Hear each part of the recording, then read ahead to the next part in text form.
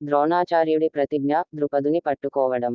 పాండవులు, కౌరవులు అందరూ ద్రోణాచార్యుడి వద్ద విద్యాభ్యాసం పూర్తి చేశారు. వీరందరూ వివిధ ఆయుధాలలో నైపుణ్యం సంపాదించారు. విద్య సమాప్తి అయిన తరువాత ద్రోణాచార్యుడు తన శిష్యులందరినీ పిలిచి అన్నాడు, ఇప్పుడు మీరు నాకు గురుదక్షిణ ఇవ్వాలి. శిష్యులు వినయంగా సమాధానమిచ్చారు, గురూజీ, మీరు అడిగేది ఏదైనా మేము చేస్తాము. ద్రోణాచార్యుడు, ద్రుపదుడు. ద్రోణాచార్యుడు గుర్తు చేసుకున్నాడు, తాను చిన్నప్పుడే ద్రుపదుడు అనే యువరాజుతో కలిసి చదివాడు.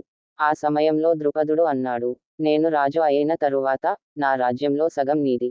కానీ ద్రోణాచార్యుడు ఆ వాగ్దానం నెరవేరుతుందనే ఆశతో ద్రుపదుని వద్దకు వెళ్ళినప్పుడు ద్రుపదుడు అతనిని తృణీకరించి అవమానపరిచాడు. ద్రోణాచార్యుడి హృదయంలో అది చేదు జ్ఞాపకంగా మిగిలింది. అందుకే ఇప్పుడు శిష్యులకు చెప్పాడు, మీరు నాకు గురుదక్షిణగా ద్రుపదుని పట్టుకొని నా దగ్గరకు తీసుకురావాలి. కౌరవుల యుద్ధం పరాజయం. మొదటగా కౌరవులు సైన్యంతో బయలుదేరారు. దుర్యోధనుడు, దుశ్శాసనుడు ధైర్యంగా ముందుకు నడిచారు. కానీ ద్రుపదుడు బలమైన సైన్యంతో వారిని ఎదుర్కొని ఓడించాడు. కౌరవులు పరాజయం పొందారు. పాండవుల యుద్ధం విజయం. తరువాత పాండవులు సైన్యంతో బయలుదేరారు. భీముడు గదతో శత్రువులను ఓడించాడు. అర్జునుడు తన అపూర్వమైన బాణసంచాతో ద్రుపదుని సైన్యాన్ని ధ్వంసం చేశాడు. నకుల, సహదేవులు కూడా తమ ధైర్యాన్ని చూపారు. చివరగా అర్జునుడు ద్రుపదుని స్వయంగా పట్టుకొని ద్రోణాచార్యుడి వద్దకు తీసుకువచ్చాడు. ద్రుపదుని వదిలివేత.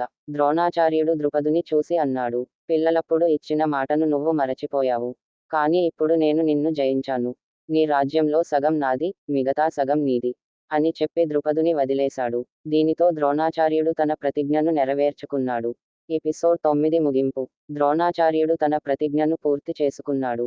పాండవులు మహా విజయాన్ని సాధించారు. ద్రుపదుడు మనసులో పాండవుల మీద, ద్రోణాచార్యుడిపై గాఢమైన కోపం పెట్టుకున్నాడు. అది తరువాతి కథలో గొప్ప పరిణామాలకు దారితీస్తుంది.